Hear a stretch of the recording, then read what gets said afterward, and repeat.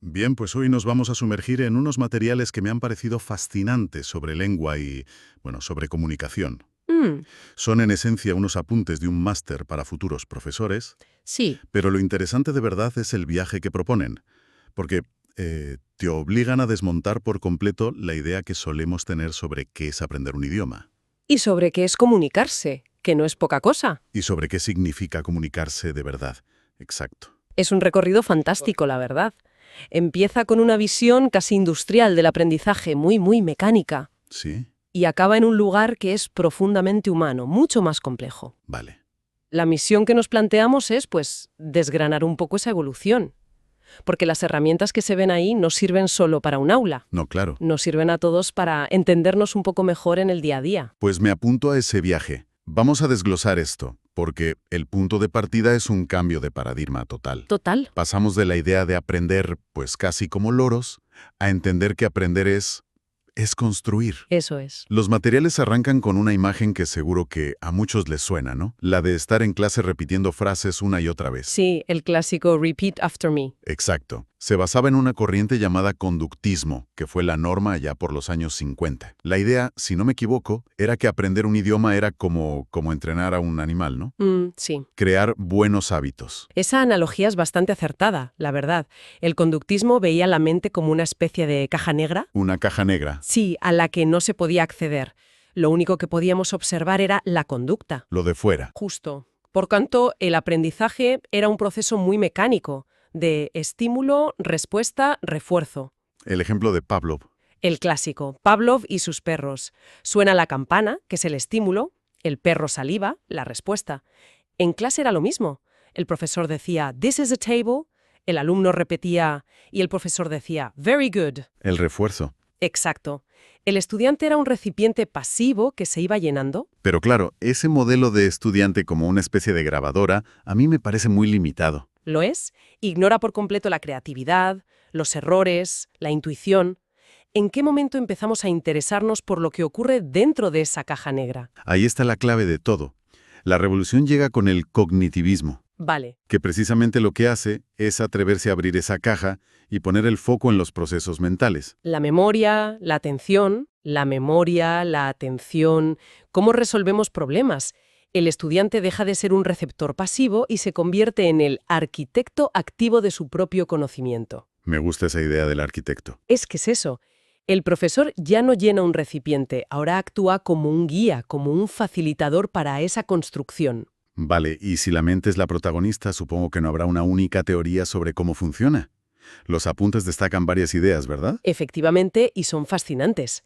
La primera es el innatismo de Noam Chomsky. Chomsky, un nombre potente. Su propuesta fue una bomba en su momento. Sugirió que no nacemos como una pizarra en blanco, ni mucho menos. ¿No? Al contrario, venimos al mundo con una especie de hardware biológico, lo llamó dispositivo de adquisición del lenguaje. O sea, algo genético. Algo genético que nos predispone para entender las reglas universales de cualquier idioma. O sea que en lugar de una tabula rasa venimos con un software de lenguaje preinstalado de serie. Justo, esa es la idea. Es potentísima. Sí, lo es. Y explica por qué los niños aprenden su lengua materna con una facilidad que es pasmosa. Sin clases de gramática ni nada. Nada, simplemente estando expuestos a ella. Pero claro, ese software no funciona en el vacío, ¿verdad? Claro, Necesita otras personas para activarse. exacto, a eso iba. De nada sirve tener el programa si nadie te habla, si nadie interactúa contigo. Has dado en el clavo. Y esa es la segunda gran idea, la construcción sociocultural de Vygotsky. Vale, Él defendía que el conocimiento se forja en la interacción. Aprendemos hablando con otros, negociando significados, colaborando. ¿el aprendizaje como un acto social? Fundamentalmente un acto social. No construimos el conocimiento en soledad, sino sobre los hombros de nuestra cultura y nuestra comunidad. Bien, entonces tenemos la biología de Chomsky y la interacción social de Vygotsky. Parece que el puzzle casi está completo, pero falta alguna pieza. ¿Importa, por ejemplo, la edad o la madurez mental del que aprende? Porque no se le puede enseñar física cuántica a un niño de 5 años. Es una pregunta excelente. Y nos lleva directamente a la tercera pata de este trípode, el constructivismo de Jean Piaget. Piaget. Piaget demostró que nuestra mente no es la misma a los 5, a los 10 o a los 20 años. Se desarrolla por etapas. Claro, Y cada etapa tiene unas capacidades cognitivas distintas. Solo podemos construir nuevo conocimiento sobre las estructuras mentales que ya hemos desarrollado. No puedes construir el tejado de una casa si aún no tienes los cimientos. Verlo como un arquitecto que construye su propio saber. Exacto. Y para ello usa los planos que le da su biología, los materiales que le da su entorno social y las herramientas que le permite su nivel de desarrollo. Has sintetizado la idea a la perfección. La revolución no fue solo académica entonces, fue un cambio de poder. Totalmente. Del profesor como fuente de todo saber al estudiante como protagonista. Y es precisamente ese cambio el que nos obliga a pensar en la comunicación de una forma mucho, mucho más profunda. Y más rica, sí. Este cambio de enfoque, de ver al aprendiz como un ser pensante y social, me lleva a pensar en la comunicación en sí. Claro. Y en los apuntes hay un dato que, sinceramente, me ha volado la cabeza. A ver. Se afirma que en un mensaje cara a cara, las palabras que usamos son solo el 7% del total de la información que transmitimos. Es una cifra que siempre genera un impacto brutal.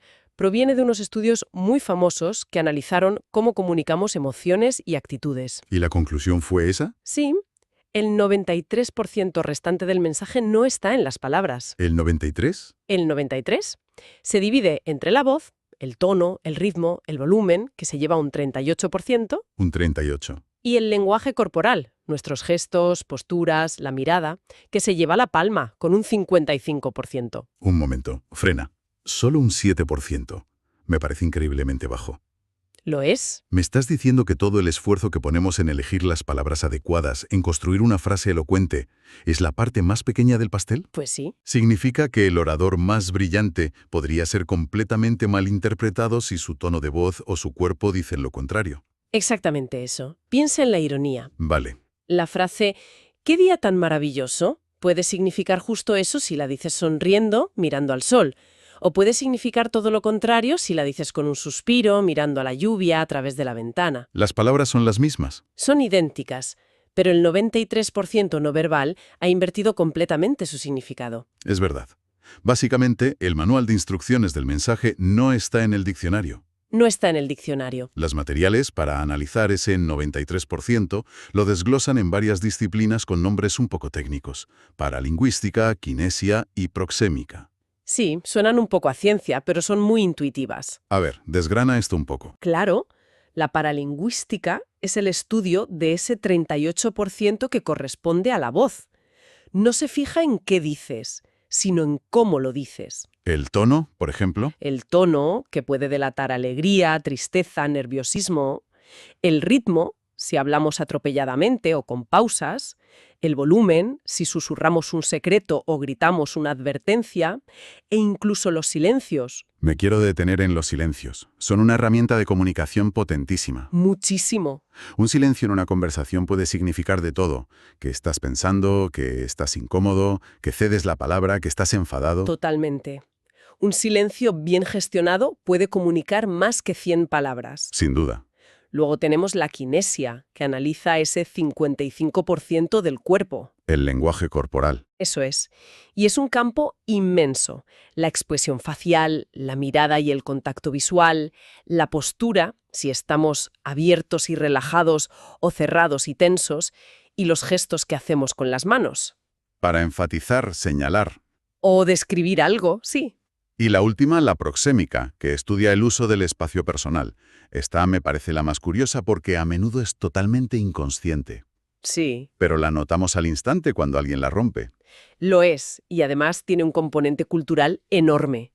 La proxémica define unas burbujas invisibles de espacio a nuestro alrededor. ¿Vale? Los apuntes marcan 4. El espacio íntimo, hasta unos 45 centímetros, reservado para la pareja o la familia. El más cercano. Luego el personal, hasta 120 centímetros, para amigos y conversaciones cercanas. El social, hasta 360. Ya más formal. Y el público, a partir de ahí. Me recuerda a la tremenda incomodidad que se siente en un ascensor lleno de gente. Claro. De repente todo el mundo está forzado a entrar en el espacio íntimo de desconocidos y la reacción instintiva universal es clavar la vista en el suelo o en el móvil. Es el ejemplo perfecto. Para compensar mentalmente esa invasión física. Es que es eso. Y lo fascinante es que el tamaño de esas burbujas cambia radicalmente entre culturas. Ah, claro. La distancia que para un latinoamericano es normal y cálida, para un escandinavo puede ser una agresión a su espacio personal. O sea que podemos estar creando barreras enormes sin haber dicho una sola palabra. Un muro invisible, simplemente por estar medio metro demasiado cerca o demasiado lejos. Con toda esta complejidad sobre la mesa, lo que ocurre en la mente, el 93% del mensaje que no es verbal, las burbujas invisibles del espacio, parece casi un milagro que en general consigamos entendernos. A veces lo es. Los documentos dedican una parte importante a analizar por qué fallamos, a las llamadas barreras de la comunicación. Y las clasifican de una forma muy práctica, porque si identificas la barrera, puedes empezar a buscar una solución. Empiezan por las más evidentes, las barreras físicas. Las más obvias, supongo. El ruido de fondo, una mala cobertura. Sí. Me ha parecido interesante que incluyan el clima. Un aula helada o un despacho asfixiante dificulta tanto la concentración que se convierte en una barrera. Desde luego. O la mala elección del canal, como enviar un email urgente a alguien que sabes que está de vacaciones sin acceso a Internet. Un clásico. Exacto. Luego subimos un nivel de complejidad con las barreras semánticas. Las que tienen que ver con el significado de las palabras. Justo. Aquí entran los famosos falsos amigos entre idiomas. Pero me interesa más el tema de las connotaciones. Una misma palabra, como ambición, puede ser un halago para alguien que valora el empuje profesional y casi un insulto para alguien que lo asocia con la falta de escrúpulos, ¿no? Justo. O la jerga. Cualquier grupo profesional, cualquier grupo de amigos, desarrolla un código propio. Sí. Y eso, si bien refuerza la cohesión interna, automáticamente crea una barrera para quien viene de fuera. Claro. Y finalmente llegamos a las más difíciles de derribar, las culturales y psicológicas. Son las más complicadas porque son invisibles y a menudo ni siquiera somos conscientes de que las tenemos. Hablamos de prejuicios, de estereotipos. Y no solo eso, también de nuestro estado emocional.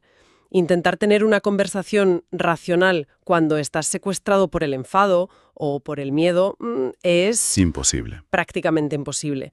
O las suposiciones, dar por hecho que la otra persona sabe de lo que hablas o que comparte tus mismos valores.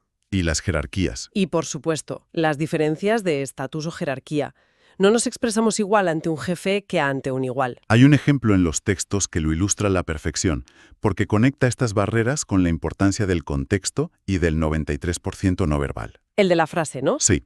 Describe dos escenas con la misma frase. Estoy encantada de la vida. Vale. En la primera, dos amigas se reencuentran felices. El tono es alegre, hay sonrisas, abrazos. ¿Y en la segunda? Una empleada está sepultada bajo una montaña de trabajo y suelta la misma frase. Estoy encantada de la vida. Pero con ironía. Claro, con un suspiro, los ojos en blanco y un tono totalmente irónico. Las palabras, el 7%, son idénticas. El significado es el opuesto. Sin el contexto, sin el tono y el lenguaje corporal, el mensaje es un enigma. Un enigma total. Visto el diagnóstico de todo lo que puede salir mal, nos dan los apuntes una caja de herramientas para derribar estas barreras. Sí, y son estrategias de sentido común, pero que a menudo olvidamos.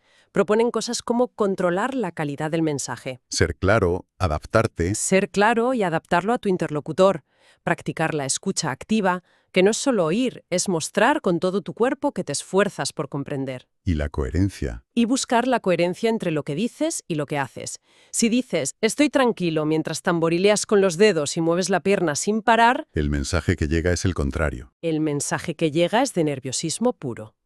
También mencionan minimizar las interferencias físicas, evitar los prejuicios manteniendo la mente abierta y, quizás lo más difícil, aprender a gestionar las emociones. Sí, para que no saboteen la conversación. En el fondo, la gran lección es que la comunicación eficaz no ocurre por arte de magia. No. Es un proceso frágil que requiere un esfuerzo consciente y deliberado por parte de todos.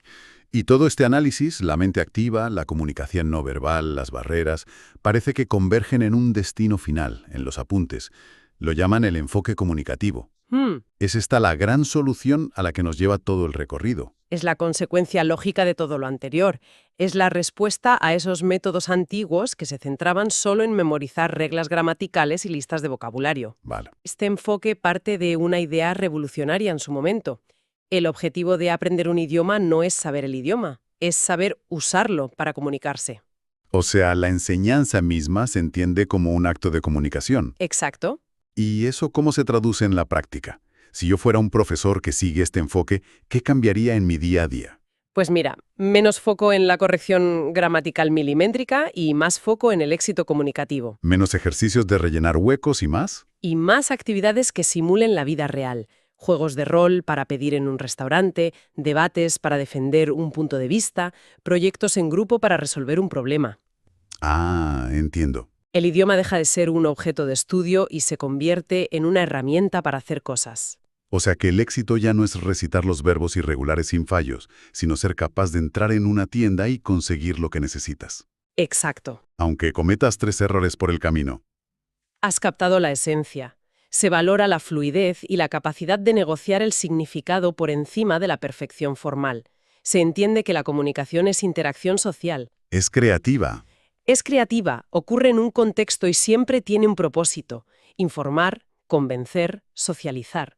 Y todo esto culmina en una reflexión final que es clave, ¿Cuál es? la que cierra el círculo: la individualidad. Claro. Si hemos visto que cada mente construye el conocimiento a su manera, influida por su biología, su cultura, sus emociones, la conclusión es que no hay dos aprendices iguales. Cada persona es un mundo. Y un buen comunicador, y por tanto un buen profesor, tiene que ser un maestro de la adaptación, ser consciente de toda esta complejidad para ajustar su mensaje, su método y sus expectativas a la persona que tiene delante. Ha sido un viaje realmente completo. Hemos desmontado la idea del lenguaje como un código de reglas fijas y lo hemos reconstruido. ¿Sí? Como un ecosistema vivo, que respira dentro de nuestra mente, que se nutre en lo social y que se expresa mucho más con el cuerpo que con la boca. Y nos deja con una pregunta final muy pertinente para el mundo en que vivimos. A ver. Si hemos aceptado que las palabras son apenas el 7% del mensaje en una interacción cara a cara, Y que el tono de voz y el lenguaje no verbal son cruciales, son cruciales para transmitir el significado real. ¿qué parte del mensaje, qué porcentaje de significado estamos perdiendo en nuestra comunicación diaria? Que cada vez depende más de mensajes de texto, correos electrónicos y chats donde ese 93% desaparece por completo. Esa es la gran pregunta que flota en el aire. Y quizás el auge imparable de los emojis, los GIFs, los stickers, los memes, No es una moda. quizás no sea una simple moda pasajera, sino un intento casi desesperado de nuestra naturaleza comunicativa por recuperar, como sea, un pedacito de ese 93% que hemos perdido en el camino digital.